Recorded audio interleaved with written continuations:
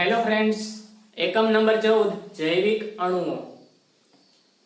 અત્યાર સુધી આપણે કાર્બોહાઈડ્રેટ સંયોજનોનો સંપૂર્ણ અભ્યાસ કર્યો.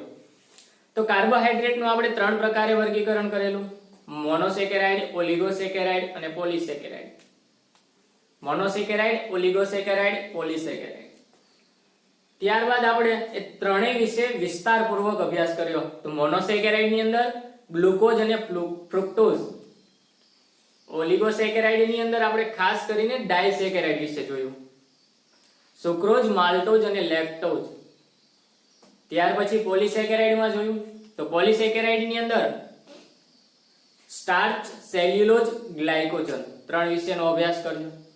ત્યાર પછી આજના લેક્ચરમાં આપણે પ્રોટીન સંયોજનો વિશે અભ્યાસ કરીએ. પ્રોટીન સંયોજનો.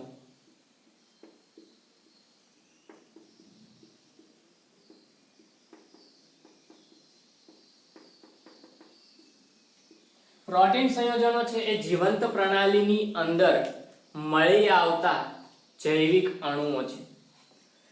પ્રોટીન શું છે?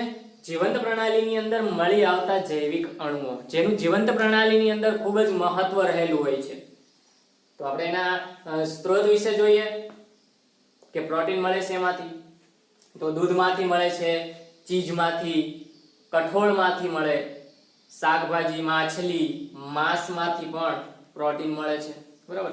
આ પ્રોટીન જે છે એ શરીરની વૃદ્ધિ અને વિકાસ માટે અતિ મહત્વ છે. શરીરના વૃદ્ધિ અને વિકાસ માટે પ્રોટીન ખૂબ જ અગત્યનો ભાગ ભજવે છે. આપણે પ્રોટીન છે તો એનું નામ પ્રોટીઓસ ઉપરથી આવ્યું, જેનો અર્થ શું થાય? પ્રાથમિક અથવા તો અતિ મહત્વનું, એવો એનો મતલબ થાય પ્રોટીનનો. બરાબર છે. તો આ બધા જ પ્રોટીન છે, જો એ બધા જ પ્રોટીન આલ્ફા એમિનો એસિડ ના બનેલા પોલિમર પદાર્થો છે. બરાબર. બધા એમિનો એસિડ કેવા છે? આલ્ફા એમિનો એસિડ ના બનેલા પોલિમર પદાર્થો છે. બરાબર છે. આલ્ફા એમિનો એસિડ ના પોલિમર પદાર્થો છે. એ પછી જોઈએ, પહેલા લખીએ પ્રોટીન સંયોજનો.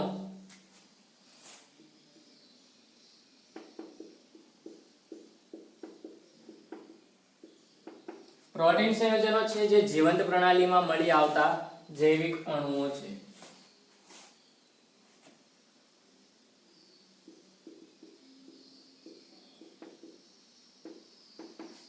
જીવંત પ્રણાલીમાં મળી આવતા જૈવિક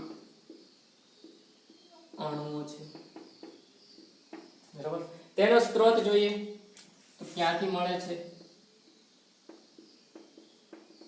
દૂધ, ચીઝ, કઠોળ. દૂધમાંથી મળે, ચીઝમાંથી મળે, કઠોળ, મગફળી, માંસ, માછલી વગેરેમાંથી પ્રોટીન વિશેષ પ્રમાણમાં મળી આવે છે. આ ઉપરાંત પ્રોટીન જે છે એ શરીરના વૃદ્ધિ અને વિકાસ માટે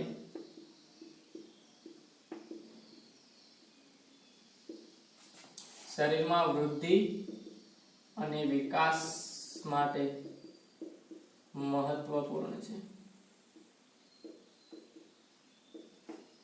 પ્રોટીન શબ્દ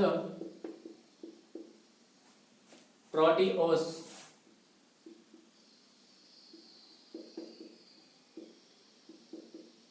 ઉપરથી ઉતરી આવેલો છે, એટલે કે જેનો અર્થ શું થાય? પ્રોટીઓસ, જેનો અર્થ પ્રાથમિક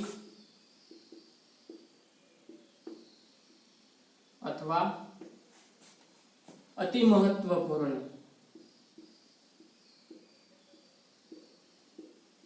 એવો થાય છે. બરોબર. પ્રોટીન નો અર્થ શબ્દ છે એ પ્રોટીઓસ પરથી ઉતરી આવેલો છે, જેનો મતલબ થાય પ્રાથમિક અથવા તો અતિ મહત્વપૂર્ણ એવો થાય છે.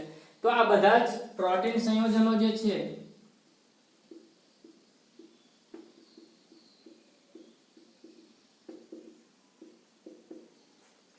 કેવા છે? તો આ બધા જ પ્રોટીન સંયોજનો alpha amino acid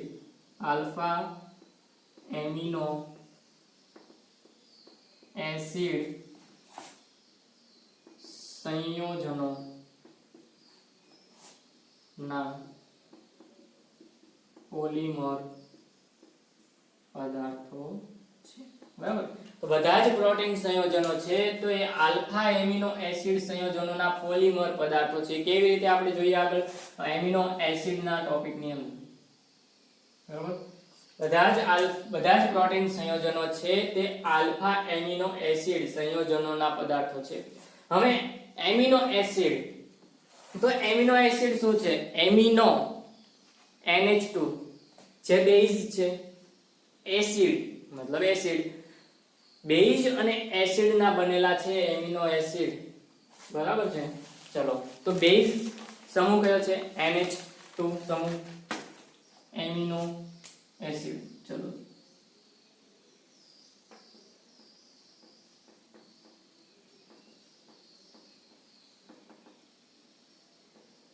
amino acid છે તે એમિનો સમૂહ NH2 અને કાર્બોક્સિલ સમૂહ COOH ના બનેલા એમિનો એસિડ છે, બરાબર. તો એમિનો એસિડ NH2 એમિનો સમૂહ અને COOH કાર્બોક્સિલ ક્રિયાશીલ સમૂહના બનેલું છે.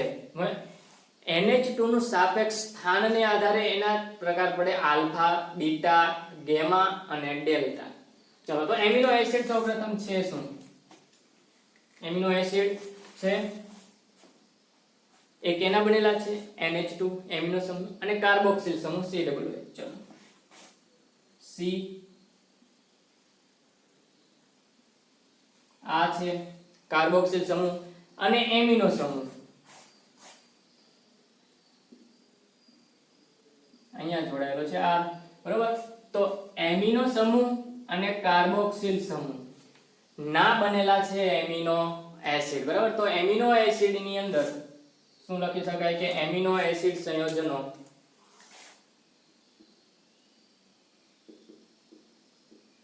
એમિનો NH2 અને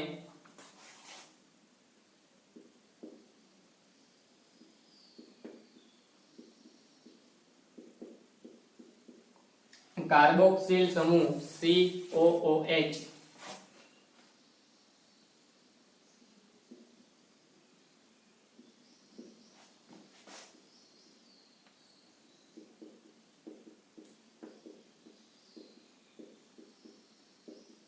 ક્રિયાશીલ સમૂહ ધરાવે છે, બરાબર. તો એમિનો એસિડ છે એ એમિનો સમૂહ NH2 અને કાર્બોક્સિલ સમૂહ COOH ક્રિયાશીલ સમૂહ ધરાવે છે. ચલો આ છે amino acid,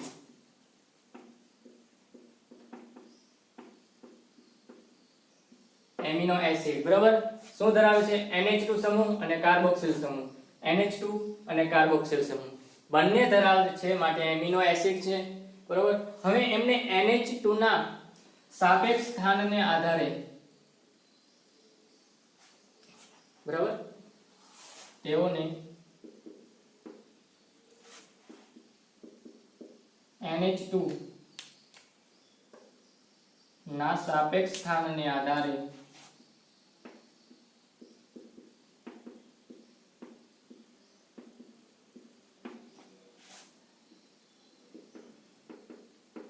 alpha, beta, gamma અને ડેલ્ટા, બરાબર. આલ્ફા, બીટા, ગેમા, ડેલ્ટા તરીકે વર્ગીકૃત થાય છે, બરાબર. NH2 ના સાપેક્ષ સ્થાનના આધારે એમિનો એસિડનું વર્ગીકરણ આલ્ફા, બીટા, ગેમા અને ડેલ્ટા તરીકે એનું વર્ગીકરણ થાય છે. તો આપણે અહીંયા જે એમિનો એસિડ છે એ મોટા ભાગના કહેવાય છે આલ્ફા એમિનો એસિડ, બરાબર. તો પ્રોટીનના જળ વિભાજનથી આપણને શું મળે છે? આલ્ફા એમિનો એસિડ, કારણ કે કાર્બન ઉપર આલ્ફા રહેલો છે. ચલો પ્રોટીનના જળ વિભાજનથી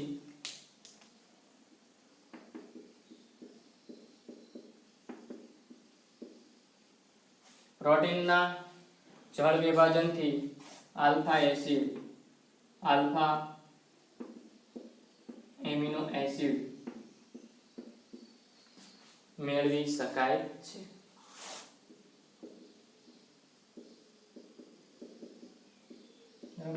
પ્રોટીનના જળ વિભાજનથી આલ્ફા એમિનો એસિડ મળે છે. બરાબર. હવે અહીંયા COOH કાર્બોક્સિલ સમૂહ છે, એમોનિયા સમૂહ છે, એમિનો સમૂહ છે NH2, ઉપરાંત અન્ય ક્રિયાશીલ સમૂહ પણ ધરાવી શકે છે. આમ પ્રોટીન COOH NH2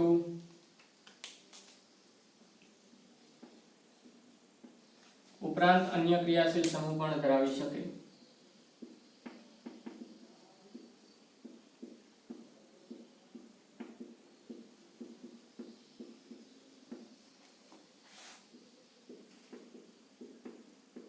બરાબર. પ્રોટીન એની અંદર ક્રિયાશીલ સમૂહ છે NH2 એમિનો, કાર્બોક્સિલ COOH, આ ઉપરાંત અન્ય ક્રિયાશીલ સમૂહ પણ એ ધરાવી શકે છે. તો પ્રોટીનના જળ વિભાજનથી આલ્ફા એમિનો એસિડ મેળવી શકાય છે. બરાબર. તો હવે આ આલ્ફા એમિનો એસિડ છે તેનું નામકરણ, રૂઢિગત નામકરણ જોઈએ. ચલો, એમિનો એસિડનું નામકરણ.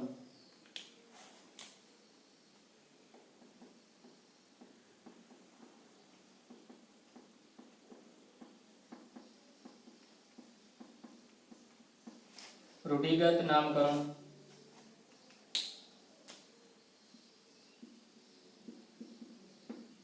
બરાબર. એમિનો એસિડનું નામકરણ, તો એમિનો એસિડની અંદર આપણને કુદરતમાંથી 20 એમિનો એસિડ મળી આવે છે. બરાબર. કુદરતમાં 20 જેટલા એમિનો એસિડ મળી આવે છે. હવે આ એમિનો એસિડને ત્રિઅક્ષરી સંજ્ઞા દ્વારા દર્શાવાય, એક અક્ષરી સંજ્ઞા દ્વારા દર્શાવાય. જે સંયોજન છે એમિનો એસિડનું એને R ના સ્થાને લખવામાં આવે છે. ચલો, હવે એની અંદર જો ગ્લાયસીન છે તો એ મીઠા સ્વાદના લીધે એનું નામ આપેલું છે. બરાબર. ગ્લાયસીનનું નામ મીઠા સ્વાદના લીધે આપેલું છે. આ ઉપરાંત ટાયરોસિન નામનું જે એમિનો એસિડ છે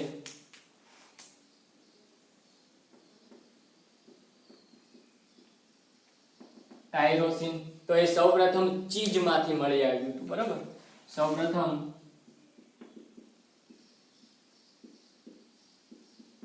ચીજમાંથી મળી આવ્યું. બરાબર. ટાયરોન, ટાયરોનનો અર્થ થાય ચીઝ.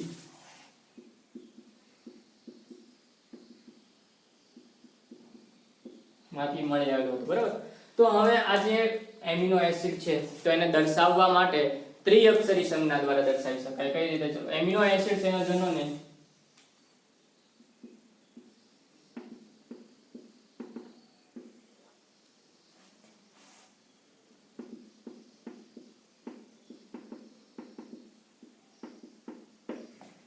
ત્રિઅક્ષરી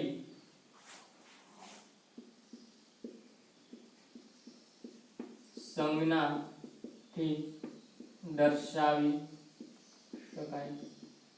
ક્યારેક એક અક્ષરી સંજ્ઞા દ્વારા પણ દર્શાવવામાં આવે છે, જે કેપિટલ માં લખવામાં આવે છે.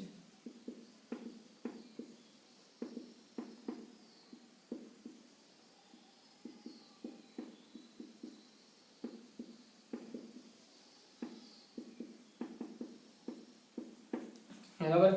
હવે કુદરતી એમિનો એસિડ, જે બુકમાં કોષ્ટક આપેલું છે એ જોઈએ. બરાબર. એમિનો એસિડ સંયોજનોના નામ.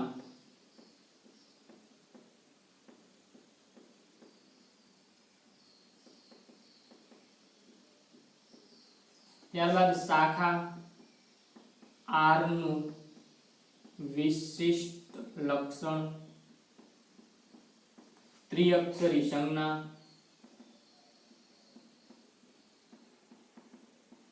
અને એક અક્ષરી સંજ્ઞા. બરાબર. જો 20 એમિનો એસિડ નું જે કોષ્ટક આપેલું છે એ ગુજરાત બોર્ડ માટે તૈયાર કરવાની જરૂર નથી, સ્ટેટ બોર્ડ માટે તૈયાર કરવાની જરૂર નથી. જ્યારે જી નીટની તૈયારી કરતા વિદ્યાર્થીઓ માટે ખાસ જોઈ લેવું માટે આપણે અહીંયા 3 કે 4 ઉદાહરણ દ્વારા સમજાવી દઉં છું. બરાબર. શું છે? એમિનો એસિડ નું નામકરણ છે એ રૂઢિગત નામકરણ છે. ગ્લાયસિન છે એનું નામ પડ્યું છે મીઠા સ્વાદના લીધે. ટાયરોસિન છે એ સૌપ્રથમ ચીઝમાંથી મળી આવ્યું છે, બરાબર. તો ચીઝ ટાયરોન તરીકે પણ ઓળખાય છે, માટે એનું નામ ટાયરોસિન રાખવામાં આવ્યું છે. આ ઉપરાંત જે એમિનો એસિડ સંયોજનો છે એને ત્રિઅક્ષરી સંજ્ઞાથી દર્શાવવામાં આવે છે અને ક્યારેક એક અક્ષરી સંજ્ઞા દ્વારા પણ દર્શાવી શકાય છે. ચલો, તો એમિનો એસિડ સંયોજનોનું નામ, તો એની અંદર સૌપ્રથમ લઈએ ગ્લાયસિન. ગ્લાયસિન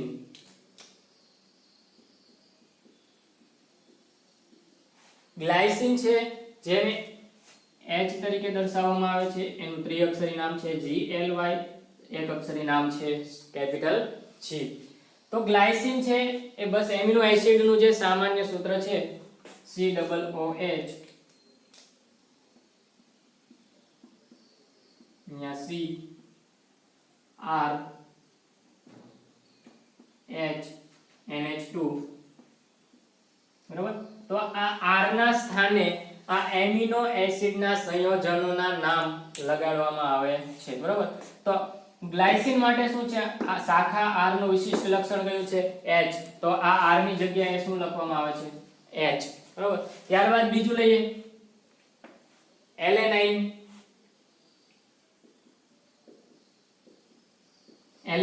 એલેનાઇન જે છે એ CH3 છે, એને દર્શાવવામાં આવે છે કેપિટલ A, પછી સ્મોલ l અને સ્મોલ a, બરાબર. એક અક્ષરી સંજ્ઞામાં કેપિટલ A. તો CH3 છે, R ની શાખાએ CH3 લખવામાં આવે છે એલેનાઇન માટે, બરાબર. CH3 R ની શાખા જે છે ત્યાં વિશિષ્ટ લક્ષણ શું છે? એલેનાઇન માટે CH3. તો R ની સ્થાને શું લખવામાં આવે છે? CH3, બરાબર. બાકી બધું કોમન જ રહેશે. 3 નંબરમાં જોઈએ વેલિન. વેલિન છે H3C twice CH, બરાબર. તો વેલિન માટે R ના સ્થાને H3C twice CH લગાડવામાં આવે છે, બરાબર. એનું ત્રિઅક્ષરી નામ છે VAL કેપિટલ V. ત્યારબાદ લ્યુસીન લઈએ 4 નંબર ઉપર. લ્યુસીન માટે H3C twice CH CH2, બરાબર. LEU capital L. તો લ્યુસીન માટે R ની શાખાના સ્થાન ઉપર શું લગાવવામાં આવે છે? H2C twice CH CH2, બરાબર. આવી રીતે આખું કોષ્ટક એમાં તૈયાર થાય છે, બરાબર. હવે જોઈએ એમિનો એસિડના સંયોજનોનું વર્ગીકરણ.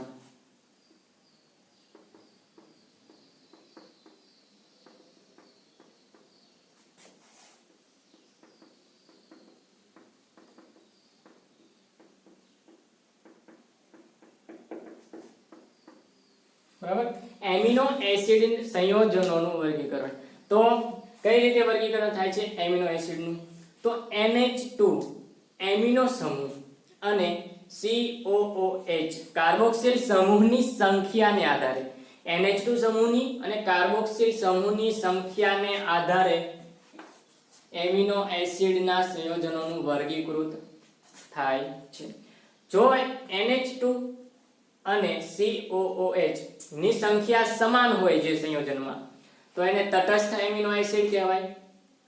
જે એમિનો એસિડમાં NH2 ની સંખ્યા વધુ હોય તો એને બેઝિક એમિનો એસિડ કહેવાય. જે એમિનો એસિડની અંદર COOH ની સંખ્યા વધુ હોય તો એને શું કહેવાય? Acidic amino acid. ચલો,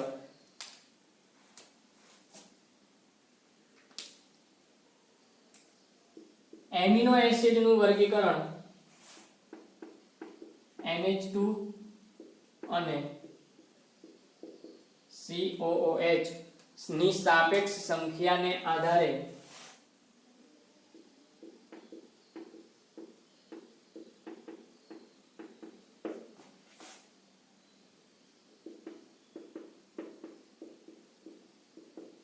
વર્ગીકરણ કરવામાં આવે છે, બરાબર. NH2 અને COOH COOH NH2 અને COOH ની સાપેક્ષ સંખ્યાને આધારે વર્ગીકરણ કરવામાં આવે છે બરાબર આપણને ખબર છે NH2 શું છે બેઝ COOH છે એસિડ જો NH2 ની સંખ્યા વધુ હોય બરાબર તો એ બેઝિક એમિનો એસિડ કહેવાય COOH ની સંખ્યા વધારે હોય તો એને એસિડિક એમિનો એસિડ કહેવામાં આવે છે બરાબર તો હવે બંનેની સંખ્યા સમાન હોય તો શું કહેવામાં આવે છે તટસ્થ એમિનો એસિડ ચલો જે એમિનો એસિડના અણુમાં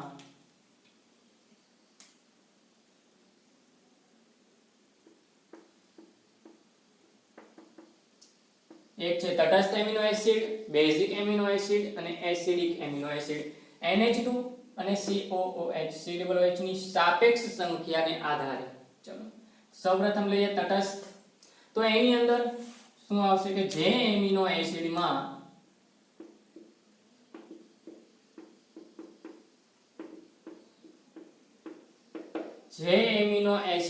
NH2 સમૂહ અને COOH સમૂહની સંખ્યા સમાન હોય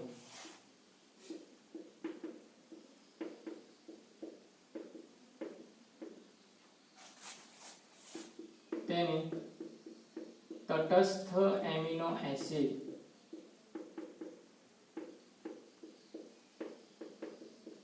કહેવાય છે જે એમિનો એસિડની અંદર NH2 સમૂહ અને COOH સમૂહ એમિનો સમૂહ અને કાર્બોક્સિલ સમૂહની સંખ્યા સમાન હોય તો એને કહેવાય તટસ્થ એમિનો એસિડ ચલો કયા દાખલા તરીકે ગ્લાયસિન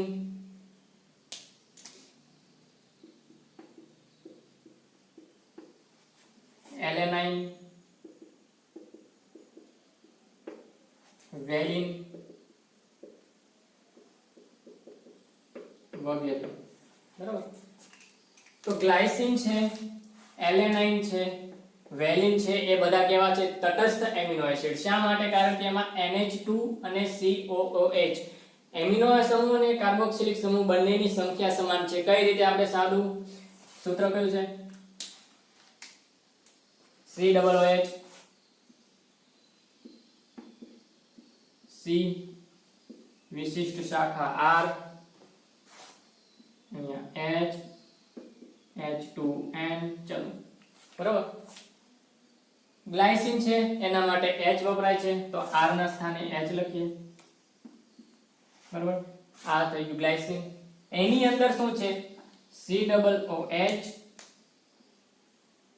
H2N બંનેની સંખ્યા કેવી છે સમાન છે માટે એને શું કહેવાય તટસ્થ એમિનો એસિડ તટસ્થ એમિનો એસિડ એટલે NH2 અને COOH બેઝિક સમૂહ આ બેઝિક છે એસિડિક છે NH2 સમૂહ બેઝિક છે COOH કાર્બોક્સિલિક સમૂહ એસિડિક છે એમિનો એસિડ અને કાર્બોક્સિલ એસિડની સમૂહની સંખ્યા સમાન હોય તો કહેવાય તટસ્થ એમિનો એસિડ એસિડ છે બેઝિક છે બંને એક છે સિંગલ સમાન છે NH2 અને COOH સંખ્યા સમાન છે માટે કહેવાય તટસ્થ એમિનો એસિડ ચલો ક્લિયર NH2 બરાબર CH2 બરાબર સંખ્યા સમાન બરાબર NH2 અને COOH બંનેની સંખ્યા સમાન છે માટે તટસ્થ એમિનો એસિડ બરાબર એસિડ બેઝ બંનેની સંખ્યા સમાન તો તટસ્થ એમિનો એસિડ ચલો ત્યારબાદ લે બેઝિક એમિનો એસિડ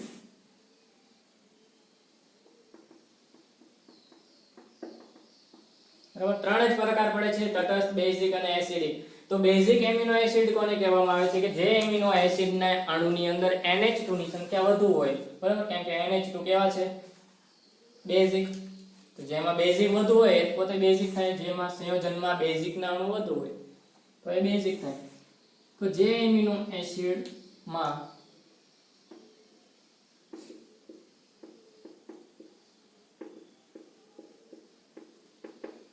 NH2 ની સંખ્યા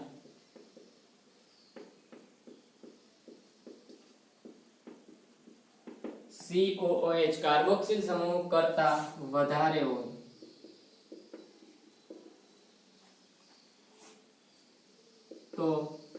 તેને શું કહેવામાં આવે છે? Basic amino acid. બરાબર. જે એમિનો એસિડ ની અંદર NH2 ની સંખ્યા કાર્બોક્સિલ સમૂહ કરતા COOH કરતા વધારે હોય તો એને બેઝિક એમિનો એસિડ કહેવાય. બરાબર. અહીંયા NH2 ની સંખ્યા વધારે છે એના કરતા COOH કરતા. બરાબર. બેઝિક ની સંખ્યા વધુ છે એસિડ ની કરતા, માટે તેને શું કહેવામાં આવે છે? Basic amino acid. દાખલા તરીકે લાઇસિન,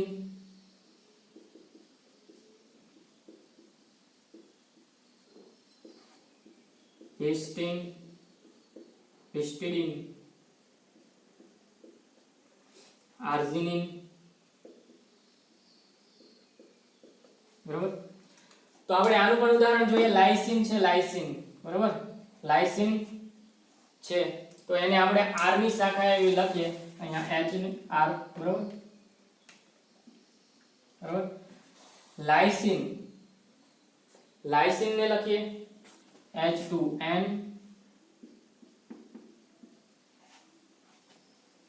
CH2 જેને શું કહેવામાં આવે છે? લાઇસિન. બરાબર. જે એમિનો એસિડમાં NH2 ની સંખ્યા COOH કરતા વધારે હોય તો તેને બેઝિક એમિનો એસિડ કહેવાય. કેવા એમિનો એસિડ કહેવાય? Basic amino acid. દાખલા તરીકે લાઇસિન, હિસ્ટીડીન અને આર્જિનિન.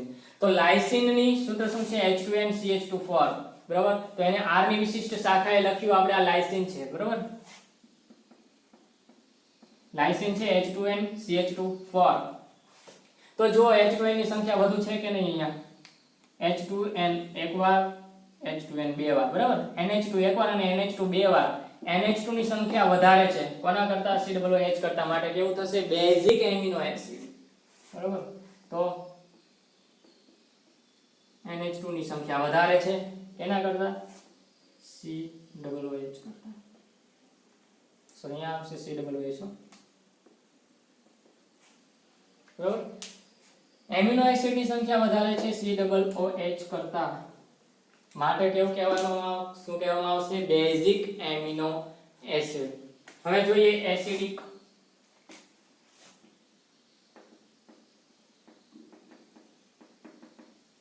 ચલો, એસિડિક એમિનો એસિડ. જે એમિનો એસિડના અણુમાં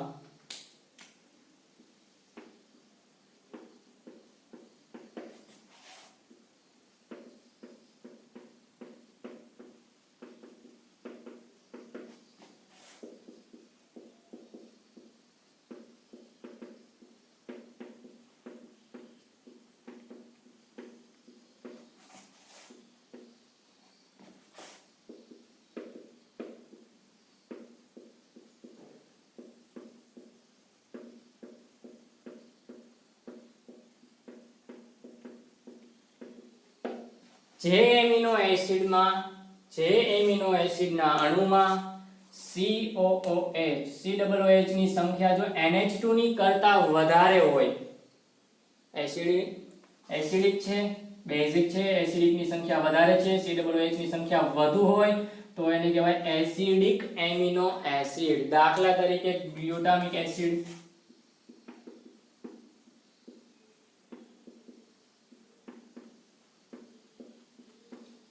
ગ્લુટામિક એસિડ છે, એસ્પાર્ટિક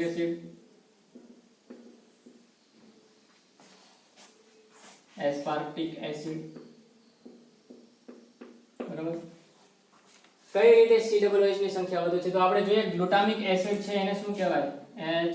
HOOC CH2 બરાબર છે. આ છે ગ્લુટામિક એસિડ. તો આને R ની વિશિષ્ટ શાખાના સ્થાને લખી નાખો.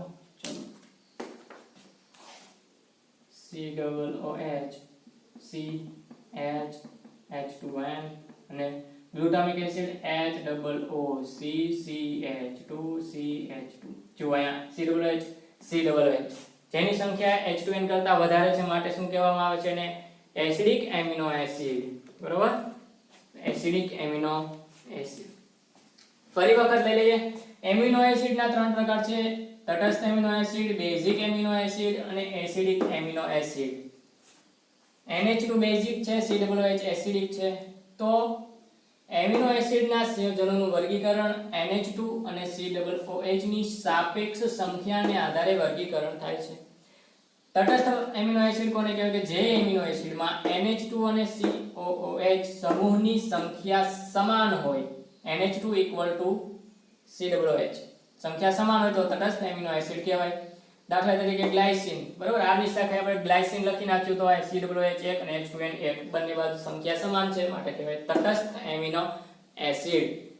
બેઝિક એમિનો એસિડ કોને કહેવાય જે એમિનો એસિડમાં NH2 ની સંખ્યા COOH કરતા વધારે હોય તો કહેવાય બેઝિક એમિનો એસિડ. સામાન્ય છે NH2 બેઝ છે એની સંખ્યા વધુ છે તો બેઝિક જ કહેવાય ને, બરોબર. NH2 ની સંખ્યા વધુ છે કોના કરતા? COOH કરતા. કઈ રીતે આપણે જોયું? લાઇસિન H2N CH2 બરોબર, આગની શાખાએ લખ્યું H2N બે વાર થયું NH2 બરોબર. COOH એક વાર જ છે, NH2 બે વાર થયું, બેઝિક બે વાર આવ્યું, એની સંખ્યા વધુ છે માટે કહેવાય એને બેઝિક એમિનો એસિડ. તટસ્થ એમિનો એસિડ કોને કહેવાય? જે એમિનો એસિડના અણુમાં COOH એસિડિક છે એની સંખ્યા વધારે છે કોના કરતા? NH2 બેઝિક કરતા માટે શું કહેવાય? તટસ્થ એસિડિક એમિનો એસિડ. દાખલા તરીકે ગ્લુટામિક એસિડ અને એસ્પાર્ટિક એસિડ. ગ્લુટામિક એસિડ છે COOH CH2 એને R ની શાખાએ આપણે લખ્યું, બરોબર. COOH બે વાર થયા જુઓ, બરોબર. એસિડિક સંખ્યા વધી, COOH ની સંખ્યા વધી માટે શું કહેવામાં આવે છે ને? એસિડિક એમિનો એસિડ, બરોબર. આની અંદર શું હોય છે? COOH ની સંખ્યા વધુ હોય કોના કરતા? NH2 કરતા માટે એને શું કહેવામાં આવે છે? Acidic amino acid.